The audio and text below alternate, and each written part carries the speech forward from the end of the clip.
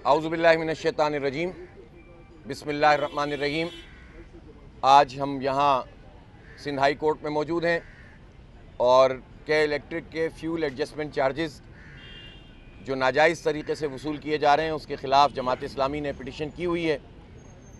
उस पिटीशन पर हेयरिंग आज होनी थी, लेकिन आज इस हेयरिंग को पोस्टपोन कर दिया गया है और 9 नवंबर की तारीख़ दी गई है। मैं यह ज़रूर कहना चाहूँगा कि इस नौइयत के जो केसेस होते हैं जिसमें आवाम को बहुत बड़ी मुश्किलात का सामना करना पड़ता है और उनको रिलीफ़ चाहिए होता है, इसमें हमारी ख्वाहिश यही होती है कि ये केसेस चलें और उसमें आवाम को फ़ौरी इंसाफ मिले।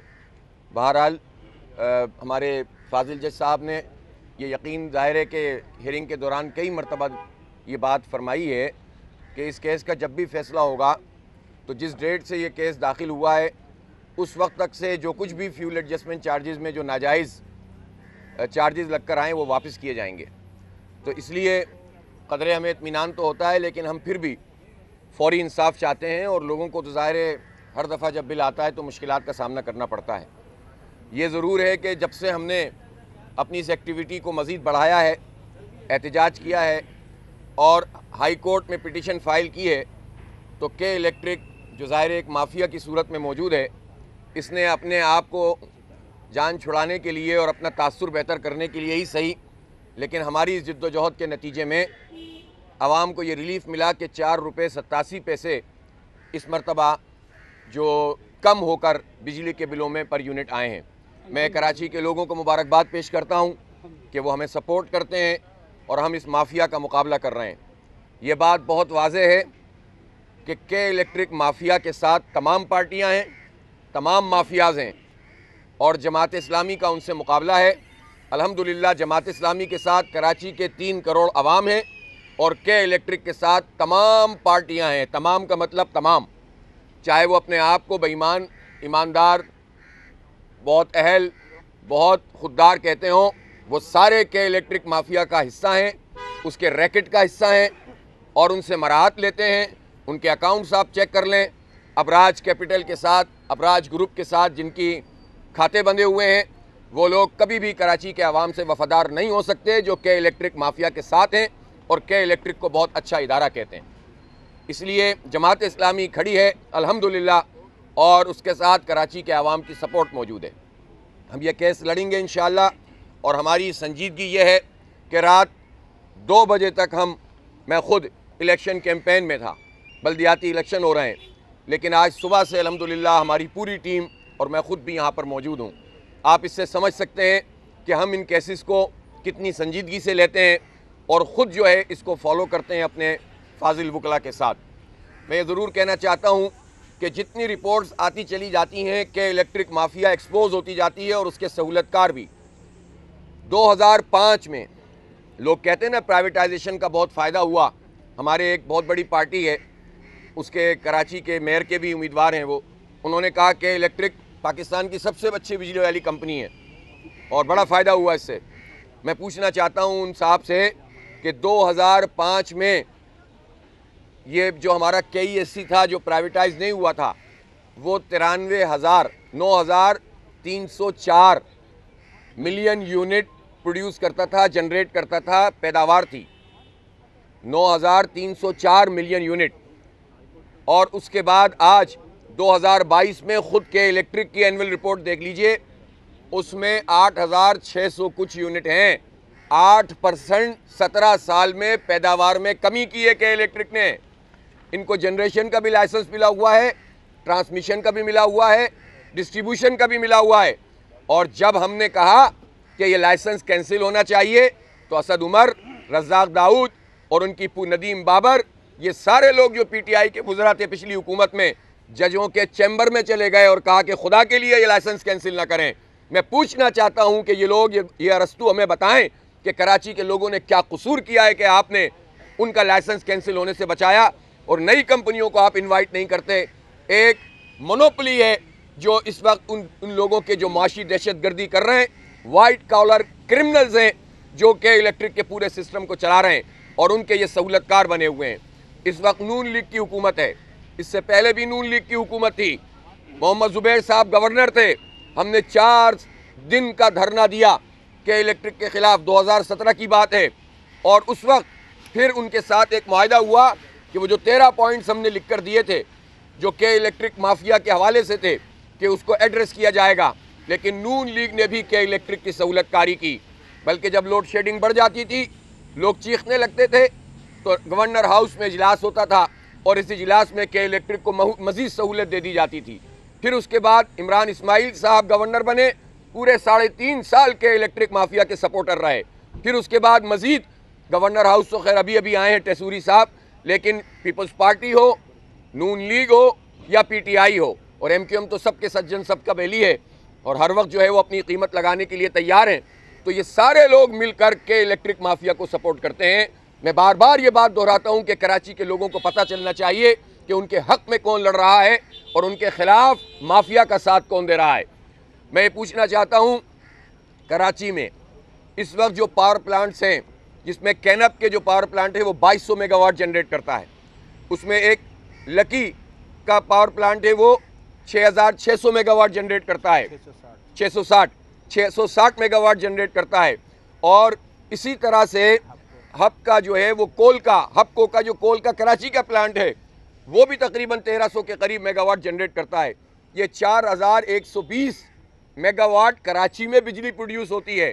तो नेशनल ग्रिड से जो हमें बिजली मिलती है, अगर के इलेक्ट्रिक के हाथ से ये जनरेशन निकाल दी जाए और कौमी सतह पर ये हमें सस्ती बिजली मिलना, तो इनके प्रॉफिट हमें नहीं देने पड़ेंगे, नहीं देनी पड़ेंगी, हमें सस्ती बिजली मिलेगी और इस सस्ती बिजली का फ़ायदा कराची के आवाम को होगा। जबकि बिजली एक्सेस है, पाकिस्तान में बिजली ज़्यादा है, टेक और पे के मुआहदे हैं। ये बात वो लोग जानते हैं जो मईशत से भी वाकिफ़ हैं और टेक्निकल चीज़ों से भी वाकिफ़ हैं। यानी अगर हम चलाएं ना चलाएं, हम बिजली कंज्यूम करें ना करें, ऐसे मुआहदे गवर्नमेंट ऑफ पाकिस्तान ने किए हुए हैं कि हमें पेमेंट करनी होती है। ये पेमेंट इनके फुप्पा जी के घर से नहीं होती, ये मेरे और आपकी जेबों पे डाका डाल के ली जाती है। ये आप मोबाइल के ऊपर टैक्स देते हैं, उसके कार्ड के ऊपर। हमारे बच्चे जो बिस्किट खाते हैं उस पर भी सेल्स टैक्स लिखा हुआ होता है। हम लोग जो साबुन इस्तेमाल करते हैं उस पर भी हम टैक्स देते हैं। गरीब लोग टैक्स देते हैं, मिडिल क्लास लोग टैक्स देते हैं, तो मुल्क का निज़ाम चलता है। लेकिन ये पेमेंट कर रहे हैं और बिजली कंज्यूम नहीं हो रही कराची में। कराची ने क्या कसूर किया है? जो 54% एक्सपोर्ट करता है, 67% रेवेन्यू जनरेट करता है, तो उसकी बिजली कराची में इस्तेमाल क्यों ना हो और इसके इलेक्ट्रिक माफिया को दरमियान से क्यों ना हटाया जाए? जनरेशन गवर्नमेंट चलाए, ट्रांसमिशन और डिस्ट्रीब्यूशन दूसरी कंपनियों को इन्वाइट करें, कंपटीशन पैदा करें। सीधा फार्मूला है, लेकिन यह सीधा फार्मूला अवाम के हक में है, माफियाज के खिलाफ है। इसलिए नून लीग, PTI, पीपल्स पार्टी, MQM सब माफियाज का साथ देते हैं, कराची के अवाम का साथ नहीं देते। इसलिए कराची के अवाम भी अब इंतकाम ले रहे हैं। और आप देखें, मुल्क भर में ज़िमनी इंतखाब होता है और 50-50% कास्टिंग होती है। कराची में ज़िमनी इंतखाब होता है 12%, 8%, 11%, 14% कास्टिंग होती है। अब लोग ये ना समझें कि कराची के अवाम पॉपुलर लीडरों की जेब में पड़े हुए हैं कि जब आएंगे और आके लोग वोट डालेंगे, लोग आपसे 1100 अरब रुपए के पैकेज का हिसाब भी लेंगे। लोग 15 साल की पीपल्स पार्टी की करप्शन का हिसाब भी लेंगे। नून लीग ने जिस तरह इस शहर को इग्नोर किया उसका हिसाब भी लेंगे। 35 साल की दहशतगर्दी का MQM से भी हिसाब ले रहे हैं और उन लोगों से भी हिसाब ले रहे हैं जिन्होंने कराची से भरकर वोट तो लिए थे लेकिन कराची की तरफ पलट के नहीं देखा। उनकी यहाँ की लीडरशिप अगर कैपेबल होती तो आज ये सूरत हाल ना होती। कराची में कोई बड़ा प्रोजेक्ट शुरू होता, कराची में कोई डेवलपमेंट होती। विफाक इतना बड़ा इदारा होता है, अगर वो कुछ करना चाहे तो कोई रोक नहीं सकता उसको। इसलिए हम ये समझते हैं कि माफियाज का मुकाबला जमात इस्लामी से है, माफियाज का मुकाबला कराची के अवाम से है और कराची के अवाम को जमात इस्लामी पर अल्हम्दुलिल्लाह वो एतमाद कर रहे हैं। लेकिन हो ये रहा है कि जूँ जूँ अवाम का ये ताल्लुक़ जमात से बढ़ता जा रहा है, तराजू निशान पे वो मोहर लगाना चाहते हैं, बल्दियाती इंतखाब हम कराना चाहते हैं, उतना ही ये भागने की कोशिश करते हैं। कभी एक बहाना, कभी दूसरा बहाना, कभी तीसरा बहाना। आज भी इलेक्शन कमीशन ऑफ पाकिस्तान में वहाँ इजलास हो रहा है। अब क्यों हो रहे हैं ये इजलास? चीफ इलेक्शन कमिश्नर को तो बिल्कुल आउटराइट रिजेक्ट कर देना चाहिए इनके खतूत को। इससे कन्फ्यूजन पैदा होता है, पॉलिटिकल वर्कर भी डिस्टर्ब होता है, पॉलिटिकल राय भी डिस्टर्ब होती है, अवाम भी डिस्टर्ब होते हैं। और ये चाहते हैं कि अगर इलेक्शन इनको क्योंकि कराना पड़ रहे हैं तो इस तरह कन्फ्यूजन रखो कि उसके नतीजे में लोगों की जो कास्टिंग है वो कम हो जाए और हुकूमती पार्टियां मैनूवरिंग करके, धांधली करके अपनी मर्जी के नतायज हासिल करें। जमात इस्लामी ही मुकाबला कर रही है। मैं पूछना चाहता हूं, जो बड़ी बड़ी पार्टियां हैं, ज़िमनी इंतखाबों का जिनको इतना मरोड़ है, जो बेरंग बेबू बेजायका हैं, वो बल्दियाती इंतखाब के लिए इतना जोर क्यों नहीं लगा रहे? वो उसके लिए क्यों नहीं धरने देते? वो उसके लिए, कराची के हक के लिए कोई नहीं उठेगा और अपनी सियासतबाजी के लिए सब काम करेंगे। इसलिए कराची के लोगों को समझना चाहिए कि ये भाग रहे हैं, हम पीछे पीछे जाएंगे। अब 23 अक्टूबर को इंतखाब होना चाहिए और इस इंतखाब में इंशाअल्लाह कराची के अवाम जमात इस्लामी का मेयर लेकर आएंगे, उसकी पूरी टीम लेकर आएंगे इंशाअल्लाह। आप लोगों की तशरीफ आवरी का बहुत शुक्रिया। आपने तो ये बताते हैं कि बल्दियाती इलेक्शन के हवाले से आप जिस तरह कह रहे हैं कि मेहनत की जा रही है, कैंपेन की जा रही है, अभी जो NA 239 247 के इलेक्शन हुए उसमें बड़े बुरे रिजल्ट्स आए वोटिंग के हवाले से देखा जाए, तो क्या तैयारी हो रही है? दूसरा ये है कि बल्दियाती इलेक्शन होने जा रहे हैं या फिर दोबारा पोस्टपोन हो रहे हैं, क्या लग रहा है? और के इलेक्ट्रिक के हवाले से नेपरा में जब आपने हियरिंग में अपने स्टेटमेंट दिया था, तो अब तक जितनी आपने वर्किंग की है, क्या के इलेक्ट्रिक के अलावा कोई और ऐसी कंपनी आपके सामने आई है जो कराची में बिजली सप्लाई करने की बात करती है और जिसके पास अपना सरमाया मौजूद है? 3 सवाल हैं आपके। पहली बात तो ये है कि 239 और 237 में जो वोट कास्टिंग कम हुई है, उसका सबब मैंने आपको बताया कि लोगों ने दिलचस्पी इसलिए नहीं ली कि इसका कराची के अवाम के मसाइल से कोई ताल्लुक़ नहीं है। कराची के लोग चाहते हैं बल्दियाती इंतखाब हो, उनका मेयर आए, उनकी सड़कें बने, उन करप्शन ख़त्म हो इन सड़कों के ऊपर। 14 अरब रुपए के पैचवर्क के साथ, करोड़ों रुपए के इश्तिहारात के साथ पीपल्स पार्टी मज़ीद 80% करप्शन करने जा रही है। ये कराची का मेयर होगा तो कम से कम इसको रोकेगा तो सही।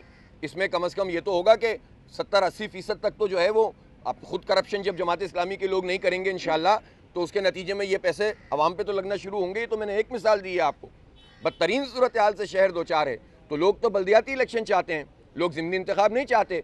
इसीलिए आप देखें कि पंजाब में वेव बनी, KP में वेव बनी, कराची में पॉपुलरिटी है मुख्तलिफ जमातों की, और ख़ुद ज़ाहिर खान साहब इलेक्शन लड़ रहे थे, उनको लोग पसंद भी करते हैं, लेकिन लोगों ने खान साहब से नाराज़गी का इजहार किया है कराची के लोगों ने, और उन्होंने कहा है कि खान साहब ऐसा तो नहीं होगा 3.5 साल में 3.5 दिन 3.5 घंटे के लिए आए आप और उसके बाद हमसे कहें कि वोट भी भर भर के डालें। तो आपको अपना कंडक्ट और आपकी अपनी पार्टी तो देखें। और ये तो खुद सवालिया निशान है कि उनकी पार्टी एक सीट पर इंतखाब सही से नहीं लड़ सकी और अपना वोट नहीं बचा सकी। अगर बिलफर्ज उनका वोट है, उनकी पूरी पार्टी एक NA की सीट नहीं बचा सकी, तो वो कराची में क्या डिलीवर करेंगे? तो बेड़ा गर्क तो हुआ है, और उसके नतीजे में कराची के लोग सफ़र कर रहे हैं। भर के मैंडेट दिया था और इनकी पार्टी के लोग आपस में लड़ते रहते हैं, कोई काम करते नहीं है। गलत रिपोर्टें खान साहब के हाथ में पकड़ा देते हैं। कभी 1100 अरब रुपये के पैकेज का ऐलान करा देते हैं, कभी 162 अरब रुपये के पैकेज का ऐलान करा देते हैं, कभी K4 मनसूबा उनसे कहलवा देते हैं कि हम बनवा रहे हैं और हमने मुकम्मल करवाया। कुछ होता ही नहीं है ज़मीन पर। एक दफ़ा तो खान साहब ने आकर यहाँ पर यह कह दिया कि सर्कुलर रेलवे हम 2 साल के अंदर बना देंगे और उसमें जो है वो 200-300 अरब रुपये लगेंगे। ना सूत, ना कपास और कोलियों में लट्ठम लट्ठा, ना कोई चीज़ थी, और जो है इनसे ऐलान करवा देते हैं। तो इतनी नाअहल किस्म की जो क़यादत यहाँ मौजूद है, वो क्या डिलीवर करेगी? इसीलिए बल्दियाती इलेक्शन से सब भागते हैं, इसीलिए वो भी उस पर ज़्यादा आवाज़ नहीं उठाते। तो हम तो एक कहते हैं कि ज़िमनी इंतखाबों से लोगों की अदम दिलचस्पी इस बात का इजहार है कि कराची के लोग बल्दियाती इलेक्शन और अपनी पसंद की क़यादत चाहते हैं, नंबर 1। और नंबर 2, जो आपने के इलेक्ट्रिक की बात की, तो इसकी प्राइवेटाइजेशन के अमल से लेकर आज तक जमात इस्लामी इस पूरे फ्रॉड के ख़िलाफ़ है। और हमने जितनी भी अपनी सबमिशन है नेपरा में भी जमा कराई हैं, सुप्रीम कोर्ट भी गए हैं, हाई कोर्ट्स में भी गए हैं, और अल्लाह का शुक्र है कि अब बात बनना शुरू हुई है। पहली मरतबा एक सीरियस किस्म की प्रोसीडिंग्स हो रही हैं। आज अलबत्ता ये ज़रूर हुआ कि अगली डेट दे दी गई है, लेकिन मैं समझता हूँ कि एक सीरियस प्रोसीडिंग होगी। और पिछले दिनों वो जो चार्जेस मुर्तज़ा वहाब साहब लगाना चाहते थे वो रोक दिए गए हैं। ये भी एक बड़ी कामयाबी कराची के लोगों की, उसका केस भी चल रहा है, तो ये ज़रूर है। और जहाँ तक इसका ताल्लुक़ है कि और कंपनियाँ, पूरी दुनिया में कंपनियाँ आती हैं काम करने के लिए, यहाँ क्यों नहीं आएंगी? कराची अपने बदतरीन हालात में भी बेहतरीन इन्वेस्टमेंट की जगह है इस वक्त, कोई इसको इग्नोर नहीं कर सकता। यहाँ पर 32 लाख सारिफीन है, इन सारिफीन को देखकर कौन नहीं आएगा? लेकिन जब आप अपनी पसंद के मोनोपोलाइज जो क्रिमिनल्स हैं और माफियाज हैं और डाकू हैं, उनको ये सारी पार्टियां फेवर देंगी, तो फिर कौन आएगा यहाँ? इसलिए हम ये कहते हैं कि ओपन और कंपटीशन कमीशन जो बना हुआ है, इसके तहत जो है कंपनियों को इनवाइट करना। जनरेशन तो देनी नहीं चाहिए किसी को, जनरेशन तो है हमारे पास, ट्रांसमिशन और डिस्ट्रीब्यूशन के लिए कंपनियां होनी चाहिए। अच्छा साहब, आपने 4 रुपये बिजली पे जो रेट कम हुआ हुआ उसका क्रेडिट आप के इलेक्ट्रिक को देते हैं, जब के इलेक्ट्रिक ने तो ऐसा कोई काम नहीं किया। नहीं, के इलेक्ट्रिक कौन दे रहा? वो फेडरल गवर्नमेंट ने 4 रुपए कम किए। दूसरा सवाल ये है कि आप 2 बजे रात तक कैंपेन चला रहे हैं बल्दियाती इलेक्शन के हवाले से, लेकिन सिंध गवर्नमेंट ने फिर दरखास्त दे दी कि 3 महीने के लिए मुलतवी कर दिए जाए। अच्छा, एक तो ये कि के इलेक्ट्रिक ने नहीं किया, वो फ्यूल एडजस्टमेंट चार्जेस में इस मरतबा हमारे प्रेशर के नतीजे में के इलेक्ट्रिक ने ये कहा कि चूंकि हम तो बहुत ईमानदारी से काम करते हैं, जब बढ़ते हैं तो बढ़ा देते हैं, कम होते हैं तो घटा देते हैं। आप यकीन करें ये पिटीशन नहीं होती और जमात इस्लामी मौजूद नहीं होती तो ये 4 रुपये 88 पैसे बढ़ाते, कम नहीं करते। आप यकीन करें, ये तो प्रेशर है आवाम का और हमारी पिटीशन है, हमारी जिद्दोजहद है, हमारी सीरियसनेस है, जिससे कराची के आवाम को रिलीफ मिल रहा है। अभी तो हम एक पिटीशन और करने जा रहे हैं, 50 अरब रुपए क्लॉ बैग के खाए हुए के इलेक्ट्रिक वाले हमारे, अभी वो पिटीशन भी आएगी इंशाल्लाह। अब नहीं, हम अब एक एक करके इनको पीछे करेंगे इंशाल्लाह। और जहाँ तक आपने दूसरी बात क्या पूछी, रात 2 बजे तक कैंपेन चला रहे हैं बल्दियाती इलेक्शन। हम तो अपने हिस्से का काम कर रहे हैं, हम एक जमहूरी पार्टी हैं। सिंध गवर्नमेंट जमहूरियत की जीम के नुक्ते से भी वाकिफ नहीं है। वसीयत और विरासत और ख़ानदान पर चलने वाली पार्टी, वडेरों का एक इत्तेहाद है, जागीरदारों का एक इकट्ठ है और ये मकामी हारियों को डुबोकर बर्बाद करके सिंध असम्बली में अक्सरियत हासिल करने वाला एक माफिया है और इनके सहूलतकार MQM है और तकरीबन सभी लोग इस वक्त तो उनको सपोर्ट कर रहे हैं कि वो बल्दियाती इलेक्शन से फरार हासिल करना चाहते हैं। वो ग्रास रूट डेमोक्रेसी से भागते हैं, वो इख्तियारात को अपनी पार्टी के लोगों को भी नहीं देना चाहते। वो देख रहे हैं कि कराची में पीपल्स पार्टी के लोग जमात इस्लामी को सपोर्ट कर रहे हैं कराची के इशूज़ पर, इसलिए भाग रहे हैं। एक ख़त लिखते हैं, हम जवाब दे देते हैं, वो दूसरा लिखते हैं, हम आधा घंटे में जवाब दे देते हैं, उन्होंने तीसरा लिखा, हमने 1 घंटे में जवाब दे दिया। हम भी इलेक्शन कमीशन में पूरी तरह से अपने मौक़िफ़ के साथ मौजूद हैं। अब आइन की जो उनकी हैसियत है इलेक्शन कमीशन ऑफ पाकिस्तान की, आइन की आर्टिकल 220 के तहत इलेक्शन कमीशन ऑफ पाकिस्तान तलब कर सकता है पाकिस्तान के किसी भी इदारे को, चाहे वो फ़ौज हो, चाहे वो FC हो, चाहे वो रेंजर्स हो या किसी भी सूबे की पुलिस हो, और किसी भी महकमे को वो तलब कर सकता है। जब ये इख्तियार चीफ इलेक्शन कमिश्नर को हासिल है तो चीफ इलेक्शन कमिश्नर को अब ज़्यादा लोगों के सवाल के खतूत लिख कर लोगों को कंफ्यूज नहीं करना चाहिए। उन्हें हुक्म देना चाहिए कि आर्मी तैनात हो, उन्हें हुक्म देना चाहिए कि रेंजर्स को तैनात किया जाए, और अगर सिंध पुलिस नहीं लगाते ये तो इनके खिलाफ कार्रवाई की जाए। तो ये है असल काम करने का। अगर वो खतूत लिखते रहेंगे और उसके जवाब में वो महकमों से पूछते रहेंगे तो इलेक्शन का तो दिन आ गया है अब बिल्कुल। तो आप लोगों को कंफ्यूज करके खुद इंतखाबी अमल को सबूताज करने की कोशिश कर रहे हैं। इलेक्शन कमीशन को उसका हिस्सा नहीं बनना चाहिए।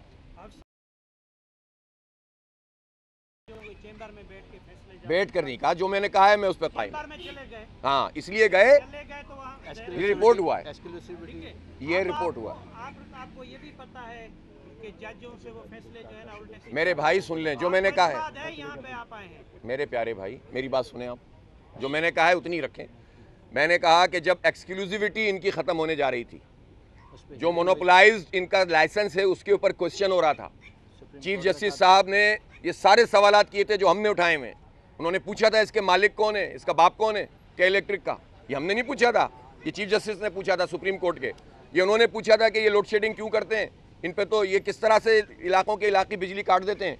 सारे सवाल उन्होंने किए थे और उसके बाद ये बिल्कुल वाजे होने जा रहा था कि इनका लाइसेंस कैंसिल हो जाएगा।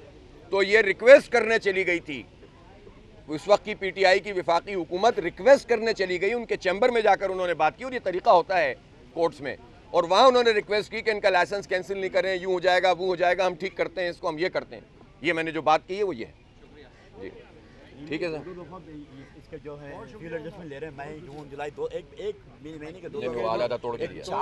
4 बिल एक आदमी के सर मैंने भी ये सवाल इनसे किया था और 4 दफा कचरे का बिल आ रहा है। जी एक घर में 4 दफा कचरे का बिल आ रहा है। यहाँ खड़े हुए हैं, आए क्यों हैं यहाँ, इसीलिए तो आए हैं। आपके लिए तो आए हैं। तो सर हम तो हैं यहाँ पर साथ, बस आप हमारे साथ हैं, एक फाइल आप भी कर दें। साथ है सर, सारे 1000 वकील हमारे साथ पिटीशन फाइल कर दें। पिटीशन फाइल किया हुआ है, बस लेकिन वो जिंदाबाद। जवाब ही नहीं दे रहे। आएगा आएगा आएगा। वो जवाब ही नहीं दे लगे रहो, रहे। आएगा। कह रहे कि इसी फायदा हुआ ना, तुम लोग चोर हो, कह रहे तुम लोग चोर हो, तुम लोग चोर हो, तुम लोग कैसी करते बिल चोरी करते हो, समझे।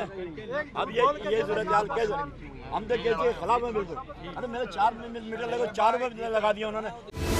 सबसे बड़ी कवरेज, सबसे बड़े पैनलिस्ट, हमने तो बड़ी PMLN के वार सहे, वो भी बिला वजह। सबसे ज्यादा रिपोर्टर्स। इलेक्शन कमीशन की जानिब से कोई इंतजाम इतने अच्छे तरीके से नहीं किए गए। बोल की रिवायत, सबसे पहला नतीजा। अहम खबर है बहावल नगर भी कप्तान का, PTI कामयाब, मुकम्मल गैर हतमी गैर सरकारी नतीजा सिर्फ बोल न्यूज पर। लम्हा बा लम्हा इलेक्शन की खबर सिर्फ बोल पर। सब्सक्राइब करें और बेल दबाएं ताकि कोई खबर रह न जाए।